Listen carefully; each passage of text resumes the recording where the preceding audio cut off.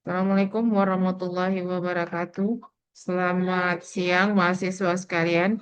Pada kesempatan ini saya akan memberikan perkuliahan untuk pengantar problem solving untuk semester 4 ya.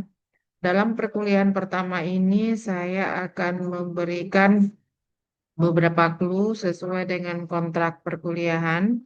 Kontrak perkuliahan kita yang pertama adalah setiap mahasiswa wajib mengikuti perkuliahan saya dengan melihat materi yang sudah saya upload pada portal dosen dan semua materi itu silakan kakak abang baca dan kemudian kalau ada yang tidak paham dengan materi yang saya sampaikan lewat portal tersebut, abang sama kakak boleh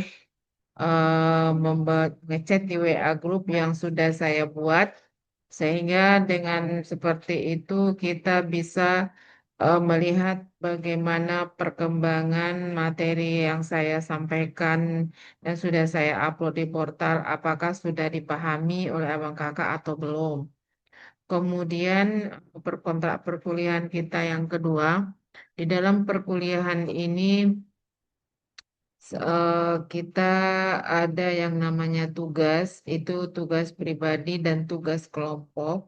Kalau tugas pribadi dilakukan untuk pribadi masing-masing mahasiswa, sementara tugas kelompok dikerjakan berkelompok untuk masing-masing mahasiswa. Oleh karena itu, di dalam mengerjakan tugas, mohon abang dan kakak membuat tugas tersebut dengan benar, kemudian kerjakan sesuai dengan apa yang sudah saya eh, berikan perintah di dalam portal. Kemudian ada yang namanya nanti absensi, harus jangan terlalu banyak absen, maksimal absen itu hanya 4 kali, itu sudah maksimal. Kemudian kita akan melakukan UAS dan UTS untuk masing-masing mata kuliah, maka kepada abang kakak mohon UTS tersebut dikerjakan dan tidak ada dan pastikan tidak ada yang terlewat. Kemudian setiap materi-materi yang sudah saya upload, mohon untuk dibaca. Nah, untuk perkuliahan pertama ini, judulnya adalah pengantar problem solving berkarakteristik problem solving, metode, dan metode problem solving.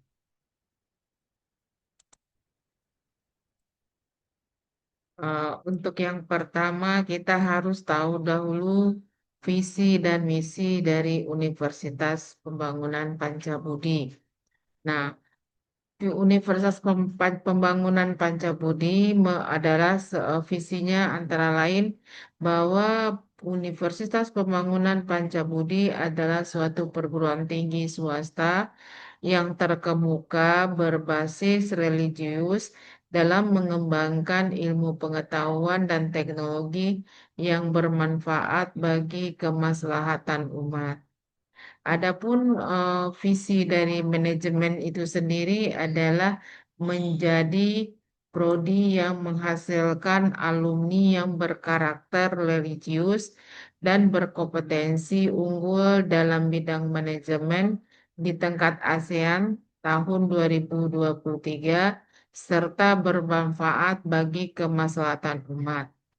Adapun misi dari Universitas Pembangunan Pancabudi itu antara lain yang pertama melaksanakan pengabdian sesuai dengan piagam Pancabudi, mengabdi kepada Tuhan Yang Maha Esa, negara, nusa, bangsa, dan dunia. Yang kedua, mengembangkan ilmu pengetahuan dan teknologi berdasarkan Al-Quran dan hadis, serta mencerdaskan kehidupan bangsa dengan menggali sumber-sumber ilmu yang berfaedah dalam bidang iptek dan imtak.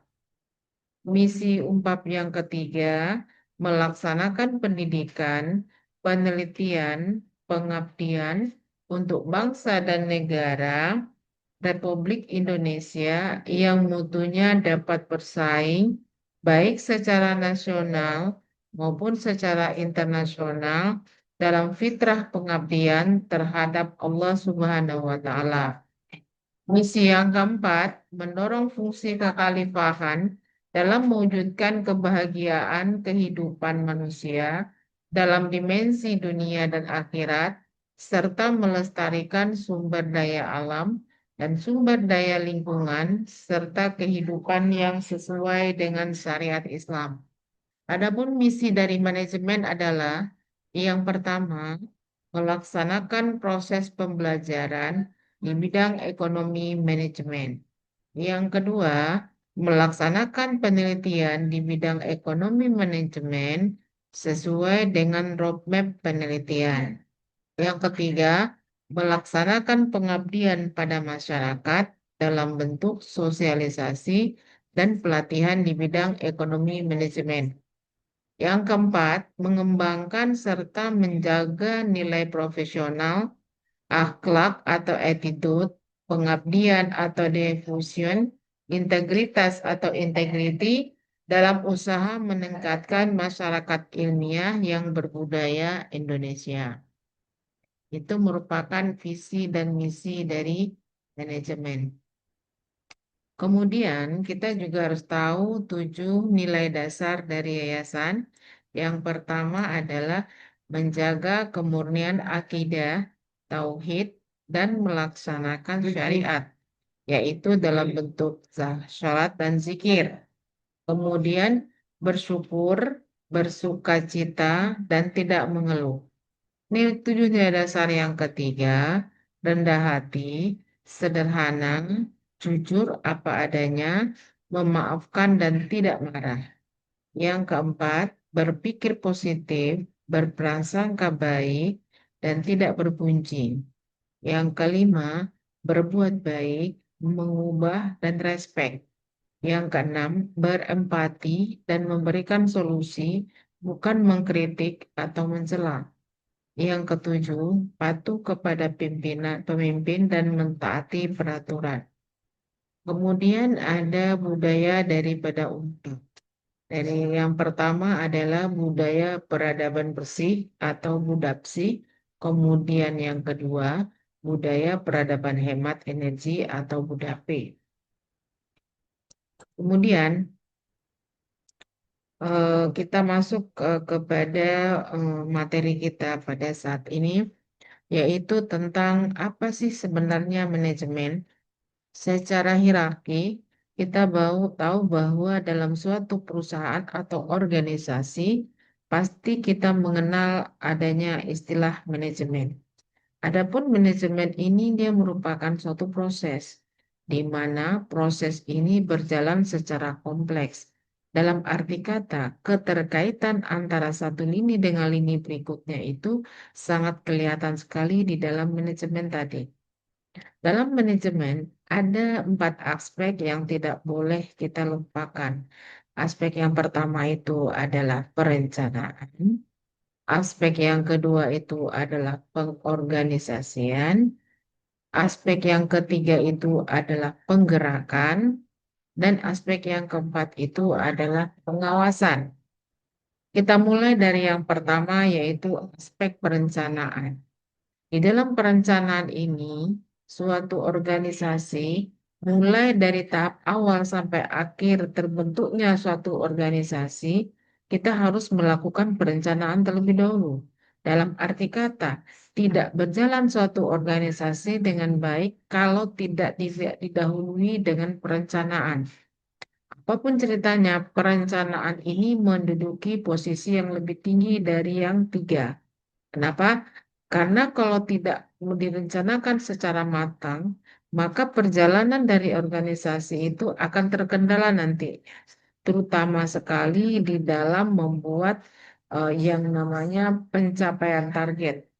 Target harus kita rencanakan. Tidak mungkin target tercapai, tapi tidak melalui proses perencanaan. Oleh karena itu, perencanaan ini selalu diikuti dengan pengorganisasian. Dalam arti kata, Dalam suatu organisasi, kita harus mengelompokkan. Apa yang akan kita kelompokkan? Proses-proses tercapainya atau proses aktivitas dari suatu organisasi harus bisa kita organisasikan secara baik. Sehingga tidak terjadi benturan antara satu lini dengan lini berikutnya, terutama sekali antara top management, middle management, dan low management. Kenapa? Kalau seandainya pengorganisasian ini tidak berjalan dengan lancar, akan terjadi problem solving dalam suatu organisasi. Nah, inilah yang sangat kita hindari sekali.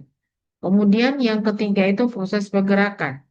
Dalam arti kata, suatu organisasi dia tidak bisa statis, tetapi dia harus bergerak atau dikatakan juga secara dinamis. Karena di awal, apapun yang kita lakukan, tapi kalau tidak ada melihat apa hasil atau output yang kita dapatkan, tentu si organisasi tidak bisa kita nilai berhasil. Berhasil atau tidaknya organisasi tergantung kepada output apa yang dihasilkan, kemudian input apa yang kita berikan. Oleh karena itu, pergerakan ini tidak bisa kita lihat dari seberapa besar pencapaian target yang dilakukan oleh suatu perusahaan. Yang ketiga yang keempat adalah pengawasan. Semua kegiatan dan mulai dari perencanaan, pengorganisasian, dan pergerakan, kalau tidak diawasi, maka sering terjadi kecurangan dan kebocoran. Hal ini yang tidak diinginkan. Oleh karena itu, untuk mengukur tingkat pencapaian target dari suatu organisasi, kita harus awasi semua aktivitas yang berkaitan dengan bisnis dari suatu organisasi tersebut. Ya, karena kita tahu bahwa suatu organisasi pasti pencapaiannya itu terakhir adalah bisnis. Kemudian proses ini akan dilakukan dengan tujuan agar seluruh aktivitas dalam organisasi itu dapat dikontrol dengan baik dan tujuan yang telah ditetapkan itu dapat tercapai secara maksimal. Kenapa harus seperti itu? Karena pencapaian yang maksimal sangat penting untuk melihat pergerakan organisasi itu sudah sesuai atau belum. Ya, kalau kita telaah dari Kamus Besar Bahasa Indonesia, manajemen itu didefinisikan sebagai penggunaan sumber daya manusia yang efektif. Dalam arti kata, orang yang melaksanakan itu adalah menjadi suatu input yang sangat luar biasa sekali untuk perkembangan manajemen. Nah, bagaimana caranya untuk mencapai tujuan kita dengan baik dan bagaimana kita mewujudkan apa yang menjadi sasaran kita? Itu tergantung kepada seberapa besar manajemen itu mampu melakukan aktivitas-aktivitas dalam pengelolaan sumber daya yang ada dalam suatu organisasi. Kalau kita lihat berdasarkan gambar, maka manajemen cycle atau dikatakan juga dari siklus dari manajemen, kita tidak lepas dari yang namanya planning, organization, actuating, dan controlling. Di mana puncak dari semua kegiatan itu adalah di controlling. Sehebat apapun organisasi membuat planning, tapi tidak ada pengontrolan dari kegiatan atau aktivitas yang dilakukan, itu nggak ada gunanya. Sebesar apapun organisasi itu bisa mengaktualkan pekerjaannya, tapi tidak dilakukan pengontrolan, maka tidak bisa kita lihat keberhasilannya itu bisa. Oleh karena itu, manajemen cycle ini betul-betul harus terlaksana dengan baik dan menjadi kata kunci sukses dari suatu organisasi. Kemudian, apa saja yang menjadi unsur-unsur dari manajemen tadi? Nah, unsur dari manajemen yang pertama itu adalah man atau manusia. Nah, man atau manusia ini merupakan sumber daya alam, sumber daya manusia yang sangat terampil, berpengetahuan, dan memiliki motivasi yang sebagai penggerak utama dari suatu organisasi. Kenapa? Ketika sumber daya manusia tidak berjalan dengan baik, dan tidak mempunyai keterampilan serta motivasi yang kuat untuk pergerakan suatu organisasi, mustahil unsur-unsur manajemen itu bisa kita dapatkan. Yang kedua adalah market atau pasar. Sasaran atau target pasar yang menjadi tujuan dari produk atau jasa yang dihasilkan itu adalah sejauh mana kita mampu melakukan sesuatu itu dengan baik. Yang ketiga itu adalah metode. Prosedur sistem dan cara kerja yang diterapkan dalam suatu organisasi untuk mencapai hasil yang optimal. Yang keempat itu adalah money atau keuangan. Modal dan dana yang diperlukan untuk pembiayaan operasional organisasi dan mendukung pencapaian tujuan. Yang kelima adalah material atau bahan, di mana bahan baku dan sumber daya fisik yang digunakan dalam proses produksi atau pemberian layanan itu harus mampu mengcounter semua unsur-unsur dari manajemen tadi. Terakhir itu adalah mesin atau teknologi yang sangat baik untuk perkembangan manajemen ke depan. Oleh karena itu, sebagai seorang manajemen, kita harus bisa melihat bagaimana keenam-enam aspek ini dapat berjalan dengan sempurna sehingga tujuan dari organisasi tersebut dapat tercapai dan implementasi dari semua itu adalah bagaimana kita melihat problem yang terjadi dalam suatu organisasi. Setelah kita melihat problem, kita mampu mencarikan solusi apa yang harus kita lakukan ketika muncul suatu permasalahan, baik itu dari manajemen konfliknya, baik itu dari SDM-nya, baik itu dari kekurangan money-nya atau keuangan dari suatu organisasi. Semua harus berjalan secara sempurna sehingga mencapai suatu tujuan. Nah, oleh karena itu, untuk melaksanakan manajemen yang sesuai dengan apa yang kita inginkan, keenam-enam aspek atau unsur-unsur dari manajemen itu ini harus saling keterkaitan dan saling memiliki suatu manfaat baik dari inputnya, kemudian dari prosesnya, sampai berakhir kepada output. Di output ini kita melihat seberapa besar pencapaian target yang sudah kita lakukan, kemudian bagaimana kita melakukan teamwork dalam organisasi kita, sehingga antara pencapaian target dan teamwork yang dilakukan saling terjadi sinkronisasi yang kuat, sehingga manajemen tadi menjadi kuat dan manajemen itu tidak dapat kita jauhkan yang namanya pencapaian tujuan. Mungkin untuk perkuliahan pertama ini saya cukupkan demikian. Wabillahi taufiq wal hidayah. Wassalamualaikum warahmatullahi wabarakatuh.